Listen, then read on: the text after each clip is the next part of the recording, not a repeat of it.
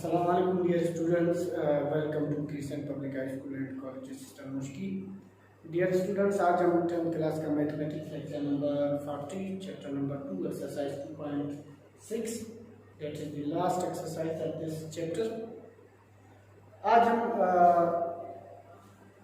किसी भी पोलिनोमियल को किसी लीनियर पोलिनोमियल से कैसे डिवाइड करते हैं या किसी लीनियर मैथमेटिकल एक्सप्रेशन से कैसे डिवाइड करते हैं हम वो सीखेंगे। सिंथेटिक डिवीजन, जिसमें हम एक पोलिनोमियल को किसी लीनियर मैथमेटिकल एक्सप्रेशन से या किसी लीनियर पोलिनोमियल से कैसे डिवाइड करते हैं। पोलिनोमियल मतलब ऐसे इक्वेशंस जिसमें मोर देन वन टाइप के वेरिएबल इस्तेमाल हो या जिसमें बहुत सारे वेरिएबल्स इस्तेमाल हो, उसको हम पोलिनोमियल कहते हैं। अच्छा, उसको फिर डिवाइड कैसे करते हैं, हम उसको हम सिंथेटिक डिवीजन से कैसे डिवाइड करते हैं, आज हम वही सीखेंगे।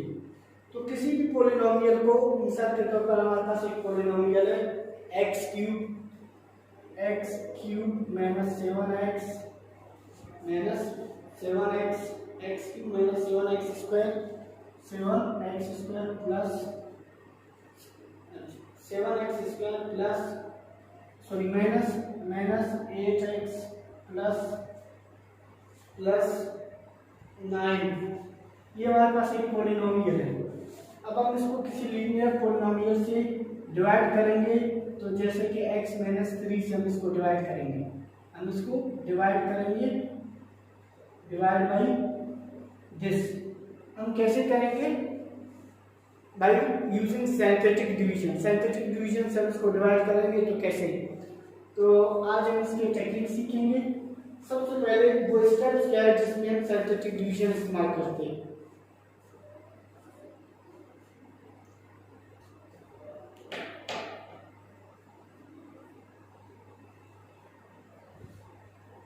In synthetic division,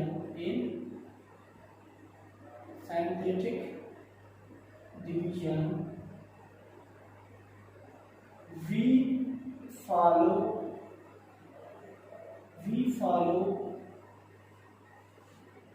following steps. Number one, first step हमारे पास क्या है? Right the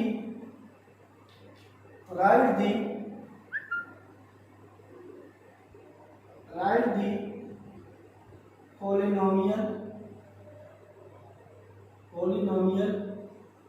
in descending order। Descending order का मतलब क्या है? मिसाल के तौर पर हमारे पास 7x क्यूब है प्लस 2x है प्लस 9x स्क्वायर है प्लस 9 इक्वल टू 0 है। अभी हमारे पास एक पोलिनोमियल है, लेकिन ये डिसेंडिंग ऑर्डर में नहीं है। क्या मतलब डिसेंडिंग ऑर्डर में? डिसेंडिंग ऑर्डर है कि वेरिएबल की सबसे पहले वेरिएबल की हाईएस्ट पावर, फिर उसके बाद उससे कम वाले पावर वाले, फिर उससे वाले कम वाले पावर में, इस तरह लिख रहा है। लेकिन ये देखो, ये डिसेंडिंग ऑर्डर में नहीं है। डिसेंडिंग ऑर्डर में लाने के लिए पहले 7x क्यूब, फिर 9x स्क्वायर वाले को लाओगे, फिर 2x को लाओगे, फिर 9 को, फिर इक्वल टू 0। ये डिसेंडिंग ऑर्डर है। तो अगर कोई मैथमेटिकल एक्सप्रेशन है या कोई पोलिनोमियल है, पहले उसको डिसेंडिंग ऑर्डर में लाना है। ठीक, नेक्स्ट स्टेप है descending order comma insert zero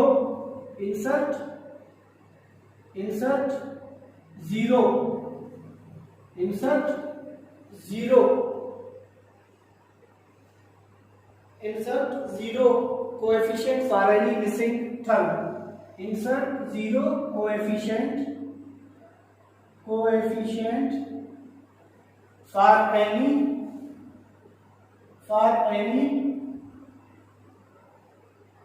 missing term। क्या मतलब?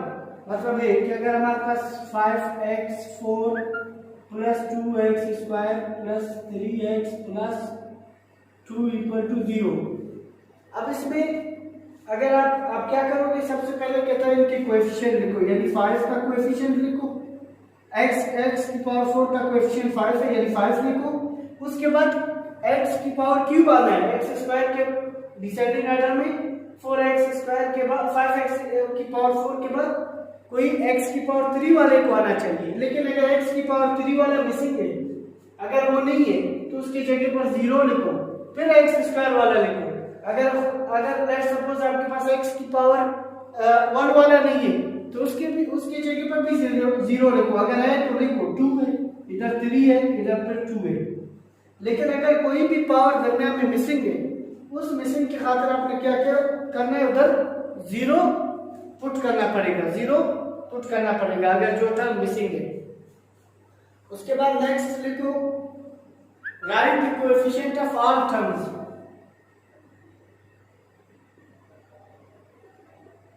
Right the coefficient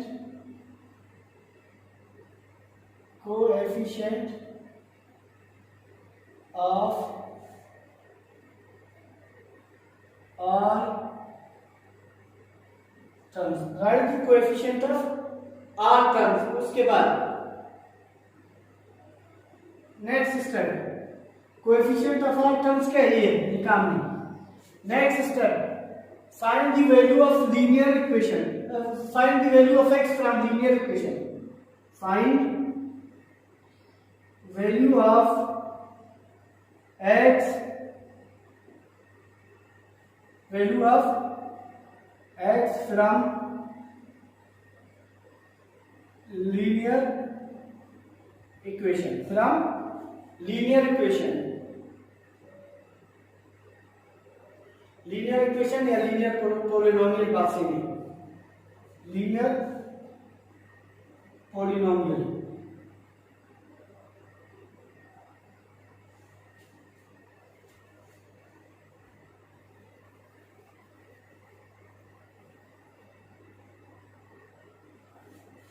linear polynomial. उसके बाद last fourth one, right the values of x in vertical form. Right the values of x in vertical form, in vertical form।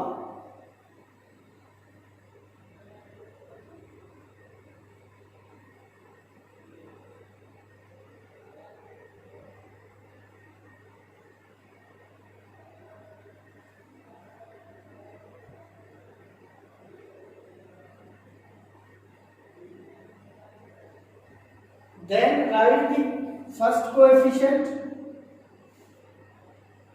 then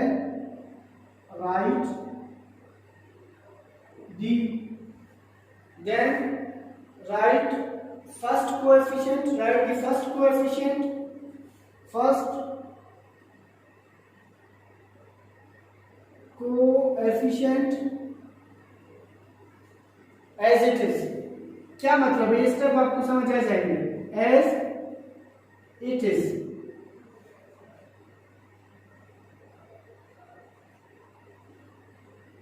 as it is in the row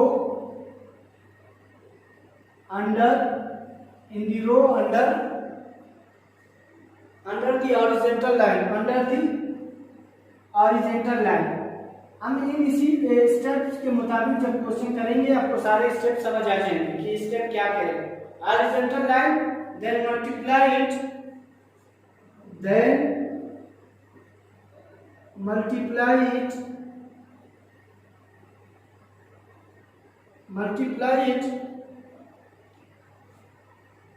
with value of x, multiply it with value of x, with value of x।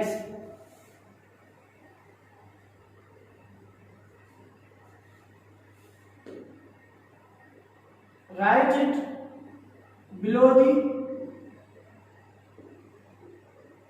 next term। ये सारी चीजें आपको समझ आ जाएंगी जब हम इसका question करेंगे। पहले हमें स्टेप्स लिखना पड़ेगा, उसके बाद कहते हैं सिंप्लीफाई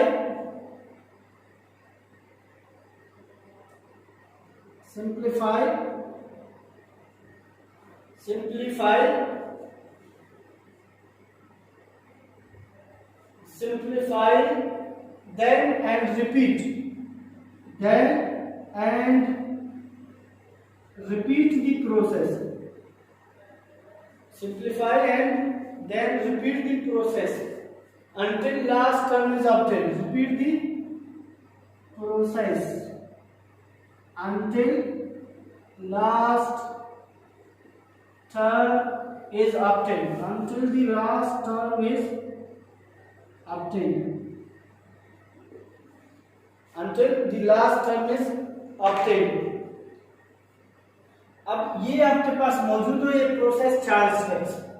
अब 4 स्टेप्स के मुताबिक हम सवाल करेंगे। हम क्या करेंगे, हम एक क्वेश्चन करेंगे, मैं इसको उठाऊंगा बाय साइंटिफिक डिवीजन, हम एक एग्जांपल करेंगे, फिर ये सारे स्टेप्स उस पे अप्लाई करेंगे। आपको समझ आ जाएगा कि साइंटिफिक मेथड से कैसे क्वोशिएंट एंड रिमाइंडर को मालूम किया जाता है। जैसे आपने क्लास 9th में पढ़ा होगा कि भाई एक मैथमेटिकल एक्सप्रेशन को दूसरे मैथमेटिकल एक्सप्रेशन से कैसे डिवाइड किया जाता है। अब हम साइंटिफिक मेथड इस्तेमाल करेंगे डिवीजन के लिए।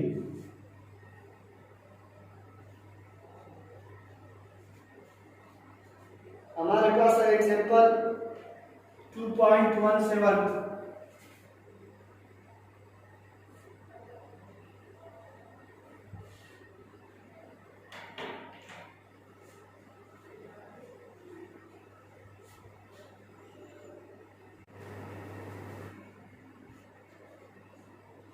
Example 2.17। Example 2.17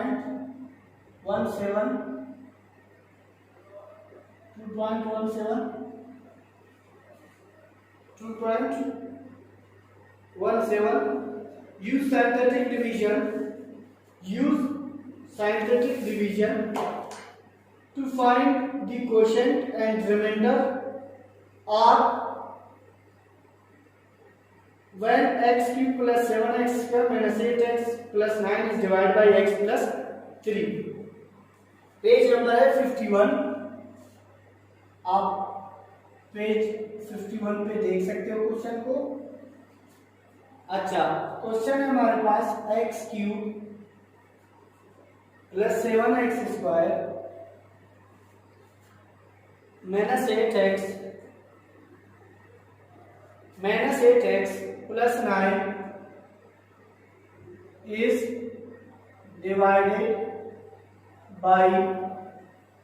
is divided by x plus 3।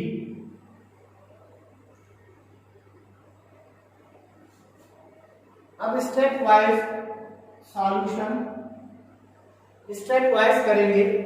सबसे पहले हम इसको डिसेंडिंग ऑर्डर में लिखना है। पहला स्टेप डिसेंडिंग ऑर्डर में लिखना है। क्या ये डिसेंडिंग ऑर्डर में ऑलरेडी नहीं है? आए, अगर ये डिसेंडिंग ऑर्डर में है तो फिर आप क्या करो, इन सब के डिसेंडिंग ऑर्डर में लिखने के बाद आपने एक और स्टेप करना है। स्टेप नंबर 3 पे डायरेक्ट पहले जाऊंगा। स्टेप नंबर 3 पे ये कि find the value of x from linear polynomial. इससे वैल्यू ऑफ x मालूम करो। तो सॉल्यूशन में हम क्या करेंगे, हम लेट करेंगे कि x plus 3 is equal to 0। हमेशा ये स्टेप किया जाता है। x की वैल्यू फाइंड आउट करेंगे, हम लेट करेंगे x plus 3 equal to 0, then x will be equal to minus 3। ठीक, अब x cube plus 7x square minus 8x plus 9।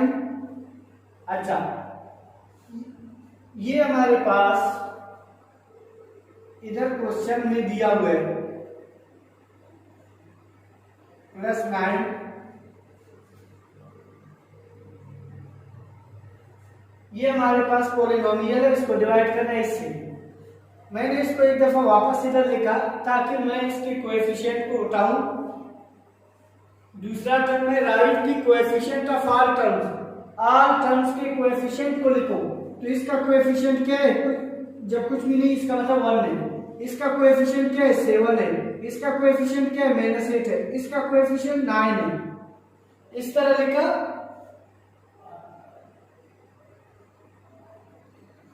अब अगर आप एक और स्टेप करते हो, आप इस तरह लिखो कि x³ फिर x² फिर x की पावर 0, इस तरह भी लिख सकते हो। वो क्वेश्चन स्टेप नंबर 4 में लिखता है write the value of x in vertical form and division then write first coefficient as it is, वो बाद में। तो ax² का x³ का कोएफिशिएंट है, x² का x है, x की पावर 0 का। ये लिखना जरूरी नहीं है ये स्टेप, लेकिन ये लिखना जरूरी है। इसके बाद कहता है write the first coefficient as it is. अच्छा, जो वैल्यू ऑफ x है उसको वर्टिकली लिखना है। वैल्यू ऑफ x हमारे पास क्या है, -3 है। वैल्यू ऑफ x को वर्टिकल लिखना है। वो कह रहे हैं write the value of x in vertical form, तो उसको मैंने वर्टिकल फॉर्म में लिखा है। फिर कहता है write first coefficient as it is. ये जो पहला कोएफिशिएंट है इसको इसी तरह लिखो। हमने इसी तरह लिखा नीचे below the horizontal line, below the horizontal line लिखा। वो कह रहे हैं write the coefficient of x in vertical form then write first coefficient as it is in the row under the horizontal line, under the horizontal line. तो हमने under the horizontal line लिखा। Then multiply it with the value of x, इसको value of x से multiply करो। तो 1 multiply by -3 answer आएगा।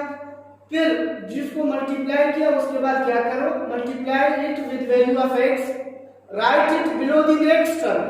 इसको क्या करो, मल्टीप्लाई करने के बाद नेक्स्ट टर्म के बिलो लिखो। तो 1 मल्टीप्लाई बाय -3 आएगा। Repeat the process. अब देखो इसको इसके साथ लिखा -3 आया।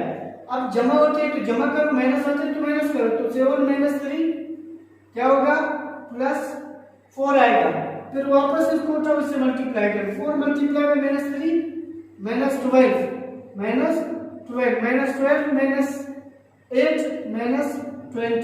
-20 मल्टीप्लाई बाय -3 क्या होगा, +60 और 9 + 60 69। अब जो हमारे पास ये है इसको हम रिमाइंडर कहते हैं। ये हमारे पास क्वोशिएंट है, ये हमारे पास है क्वोशिएंट, ये हमारे पास है क्वोशिएंट। अच्छा, लिखते कैसे है, क्वोशिएंट हमारे पास 1 4 -20। ये क्वोशिएंट, ये अभी जो बचा ये हमारे पास कोएफिशिएंट होगा किस चीज का, आईएस पावर से एक कम वाले का। आईएस पावर x की पावर 3 है, उससे एक कम वाले का होगा कोएफिशिएंट होगा। तो उससे एक कम वाले का क्या है, यानी x² का कोएफिशिएंट होगा ये। फिर ये इससे एक कम वाले का होगा, तो प्लस है तो +4x। फिर ये उससे एक कम वाले का यानी x की पावर 0 का होगा, तो -20। ये हमारे पास क्या बचा, क्वोशिएंट। ये हमारे पास है क्वोशिएंट और ये हमारे पास है रिमाइंडर। तो हमें क्या करना था, क्वोशिएंट एंड रिमाइंडर मालूम करना था साइंटिफिक डिवीजन से। डिवीजन से वैसे भी क्वोशिएंट और रिमाइंडर मालूम होता है। तो एक डिवीजन वो जो पुराना वाला था इस तरह डिवाइड करते थे। ये डिवीजन साइंटिफिक टेक्निक है। साइंटिफिक टेक्निक में डिवीजन करने का अलग तरीका है, इस तरह जैसे हम इसको लिखते थे 9th क्लास में, आपने इस तरह के क्वेश्चन किए होंगे। -8x + 9 x + 3 इसको डिवाइड करते थे। ये जो सिंपल तरीका था, ये साइंटिफिक मेथड है। ये आम मेथड है, ये थोड़ा लेंथी प्रोसेस है, ये टेक्निकली है, थोड़ा सा लेंथी नहीं है लेकिन टेक्निकली एक दफा समझ आ जाए तो आपको हमेशा के लिए समझ आ जाएगा। खैर नेक्स्ट लेक्चर नंबर 41 में हम इससे रिलेटेड क्वेश्चन करेंगे। आपने इस चीज पे कंफ्यूज नहीं हो जाना है कि आपको पहले दफा समझ में नहीं है, ये फर्स्ट लेक्चर था। जब हम हर क्वेश्चन को इसी तरह करते जाएंगे तो आप इसका ट्रिक आपको समझ आ जाएगा, किधर क्या करना है ये आपको बिल्कुल भी समझ आ जाएगा। टेंशन नहीं लेना है, सिर्फ क्या करना है सवाल को वापस एक दफा प्रैक्टिस करना है। इंशाल्लाह लेक्चर नंबर 41 में हम कुछ क्वेश्चन करेंगे इससे रिलेटेड, आपको क्लियर समझ आ जाएगा।